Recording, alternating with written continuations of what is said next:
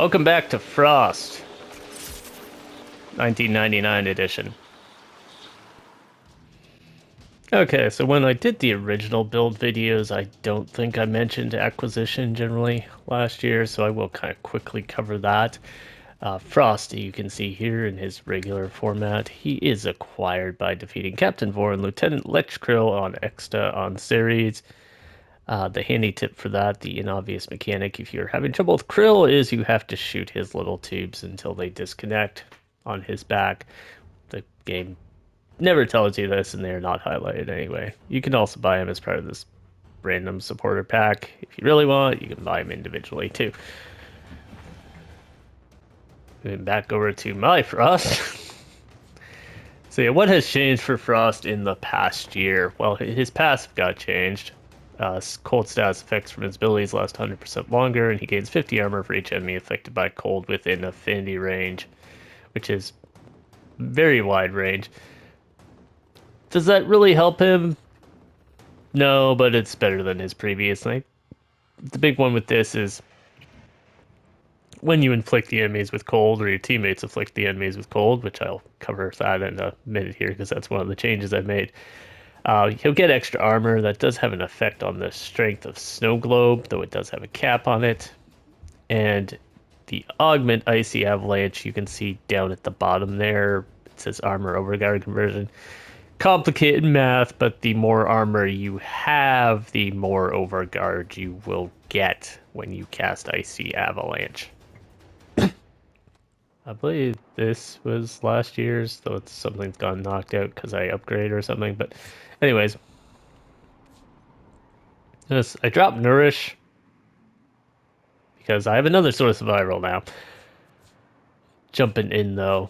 So Stand United does give you extra armor. You can very easily replace this with Growing Power if you really want to be maxed out. But I just felt like the armor will give him a little survivability. It does kind of help with the Snow Globe and his Avalanche, so 6-1, half dozen of the air. Growing Power will potentially give you a higher overguard cap, whereas Stand United will give you uh, more overguard generation towards that cap in terms of the Icy Avalanche stuff. Snow Globe. So we got a little bit of range on here. That was from last year as well. We've got Archon Flow, which is a prime flow mod, and occasionally we get an extra orb. The triple Umbrals are still here. Biting Frost still here. Stretch, because you want to get as many people as possible with your abilities. Also, this is less annoying to your teammates now because you can shoot through the snow globes, which was another change that was made last year.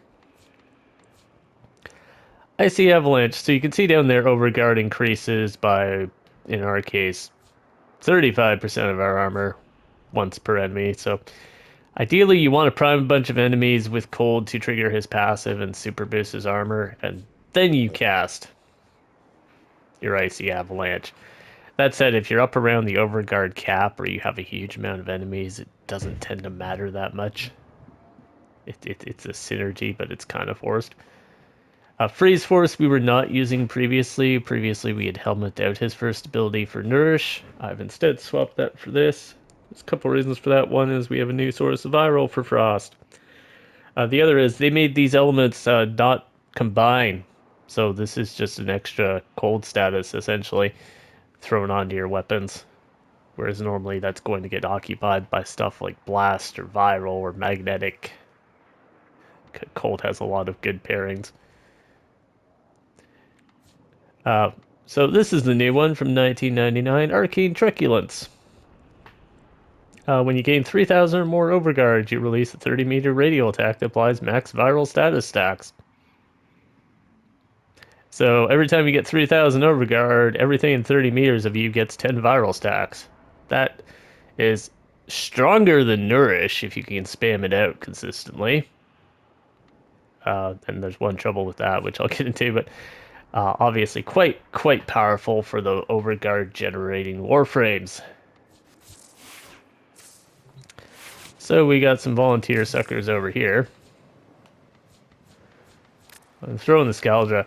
I've mentioned this in other videos as well, but these are some of the tankiest enemies in the game. In order to, kind of assess yourself. Doing it in 1999, though, you have what the hex overrides. They give you a bunch of random buffs. They really screw up build testing. They're very good if you want to make clickbait videos, but that's not what I'm into. Because I think my hex override right now gives me like 120% ability range if I pick up an energy orb and like +7 critical damage modifier. So yeah, typically we will want to prime these guys with cold status for armor boost. I'm a dumb is me. There we go. Typically you want to prime these guys with cold status for your armor boost. And you do that, you can see they now have 10 viral stacks, which makes almost anything insta-kill. Particularly considering that also stripped off their armor. The problem you're going to get into with this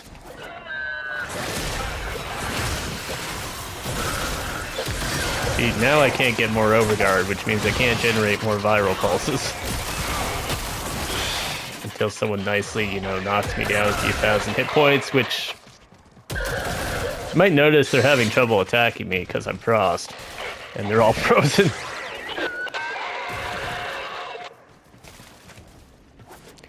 That's the big one. You have to be able to consistently take the 3,000 damage so that you can get 3,000 overguard back and set the viral pulse off again.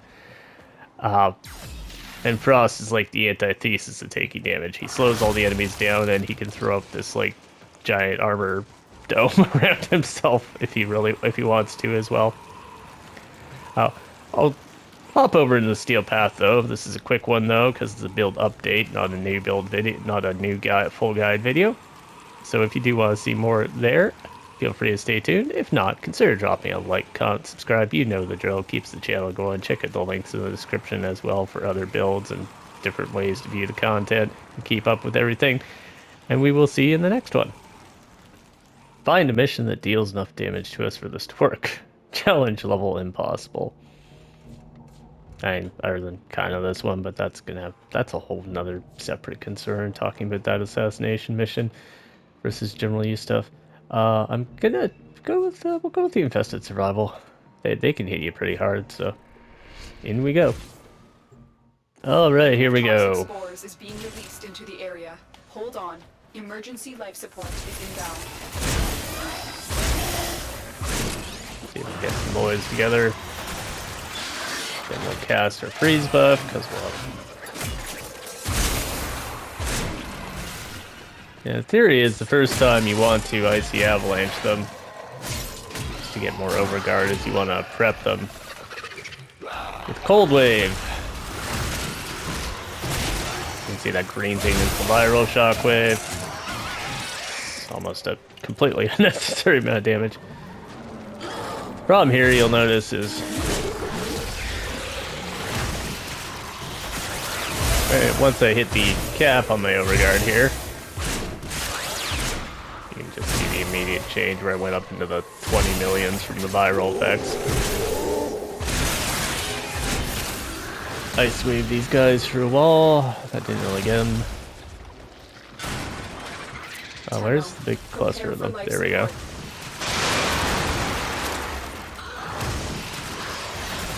So yeah, once we get up to that 26,000 or what have you, they're gonna have to knock me down again to get the overguard back up. Typically with this, I'm gonna be trying to kind of pay attention to see if I'm down to like 20,000 or less so that I can re-trigger the explosion. I've delivered a life support And while I could be using Avalanche to strip armor, these are infested. So I'm actually better just casting that twice to get my bonuses in a lot of cases.